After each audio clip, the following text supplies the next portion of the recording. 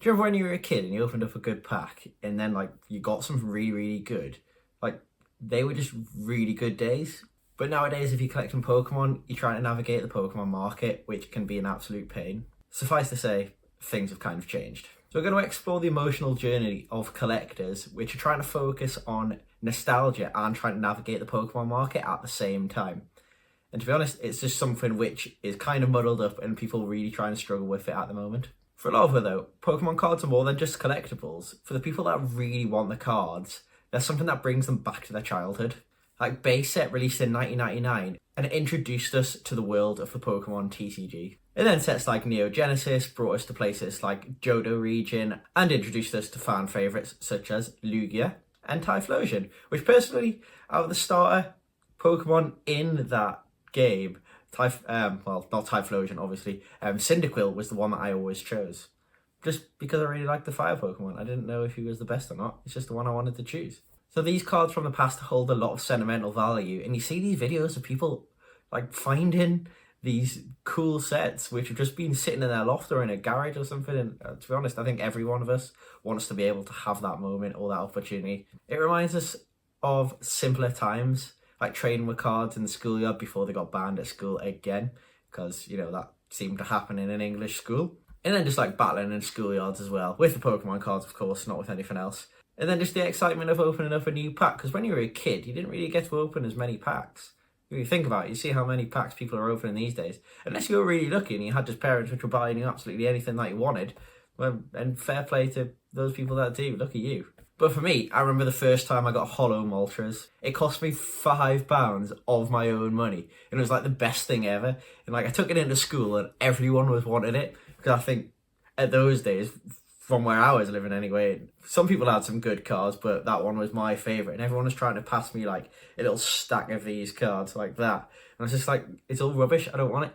I want this really good Moltres. And I had a decent stack of cards anyway, so why would I want to trade my holographic cool looking Moltres card for something else? And that is kind of what made Moltres one of my favourite Pokemon, which is why I really like the legendary birds, because Moltres was one of my first major rare Pokemon cards. But unfortunately, like a lot of people, my collection got lost over time. Whether that was Pokemon cards or Yu-Gi-Oh cards, I did have both, because it was just a trend at the time. And to be honest, I still quite like Yu-Gi-Oh! I just don't really collect it anymore. But I've got a couple of decks. Seeing like the passion that people have for the hobby at the minute was kind of what brought me back, rather than just the value of it, which is pretty good, but you kind of need that money to make that money. So at the minute, it's just collecting, seeing what you like, and trying to get the cards which you want, which is really what it's about, isn't it? And if you're like me, you probably once traded your lunch for a really cool card. So you got the card, but you know, you were hungry that day. And if we fast forward to today, the Pokemon card has massively evolved.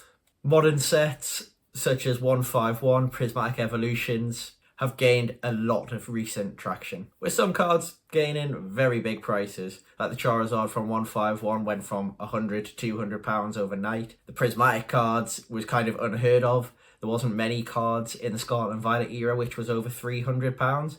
I think one of them was the Pikachu, the other one maybe the Greninja from Twilight Masquerade. There just seems to be like a rule of every evolution in Prismatic Evolutions had to be over £300 at least, with the Umbreon being over a grand. At the minute, I think it's dropped down to maybe £700-800, but it's still ridiculous for cards from a modern set which have only just released. Although at the time of this video, a lot of other cards as well, their values are also dropping quite a lot, and they're on a bit of a downward spiral. The opposite to sealed product at the minute. Pokemon cards themselves are going down and sealed product is going up, which is a really weird trend based on the value of some of the cards which are out at the moment. While vintage cards are tending at the minute to be holding value, although they did have that massive spike in the 2020s, in early 2020 or 2020 around that time, they went back down, but they're tending at the minute to not be going up and down as much as modern cards, because modern cards, they're still trying to figure out the like potential values, and they do go up and down quite a lot, so they're a bit riskier than vintage cards depending on the condition of the cards, because people want modern because the condition is a lot better than vintage cards at the moment. However, modern cards tend to be aimed at collectors and competitive play at the same time, whereas vintage cards not so much these days. I don't think you can even use vintage cards in competitive play. I think it cuts off at a certain point.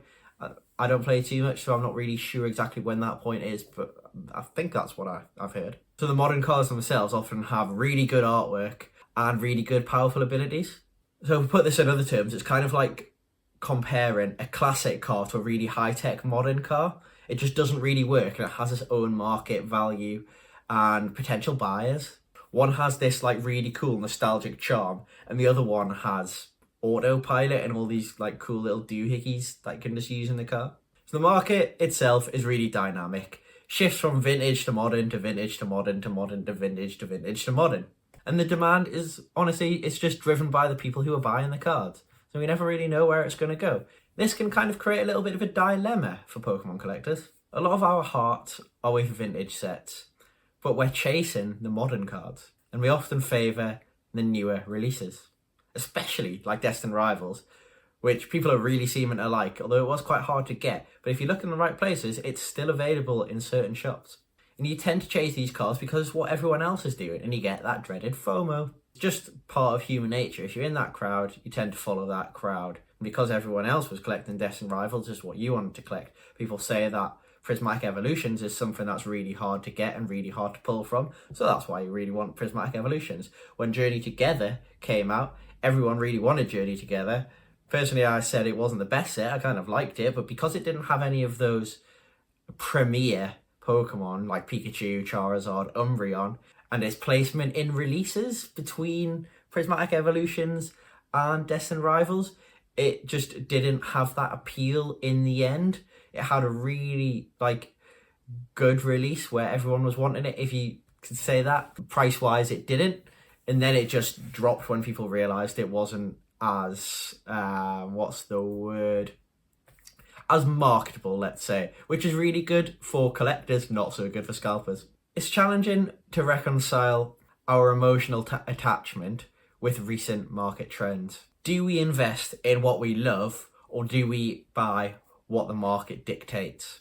It's like choosing between your childhood sweetheart and a millionaire match on a dating show. You just don't know which one you want. The nostalgic effect of Pokemon cards is a testament to the enduring appeal of the franchise and the power of emotional connections in the collectibles market. So how do we navigate this? Well, here are some strategies. Firstly, think about diversifying your collection.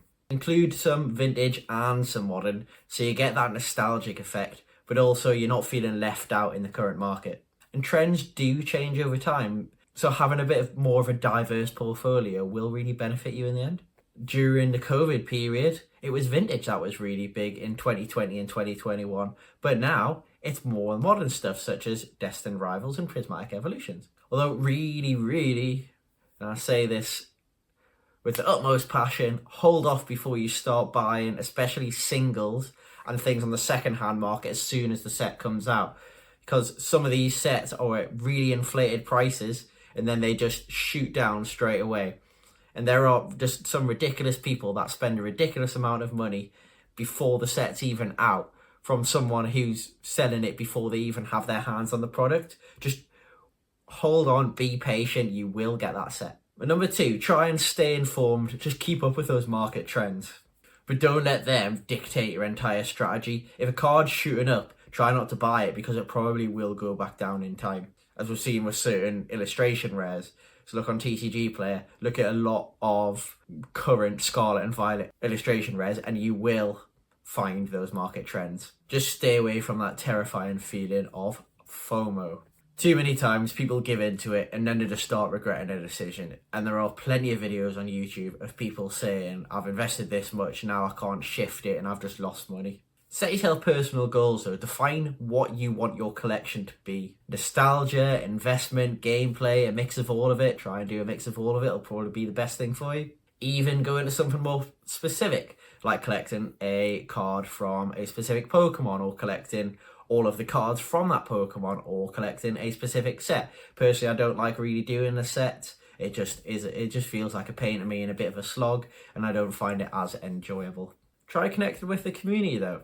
There are lots of groups out there which you can join, which is really good. Engage with people, get their insight, trade, see what they collect. and then you just get more experience out of it. Use the knowledge that's around you. There are loads of people who are probably experts, which know a lot more than me, to be honest. That's why I use them, because I can use those people to help me. And there's loads of knowledge out there.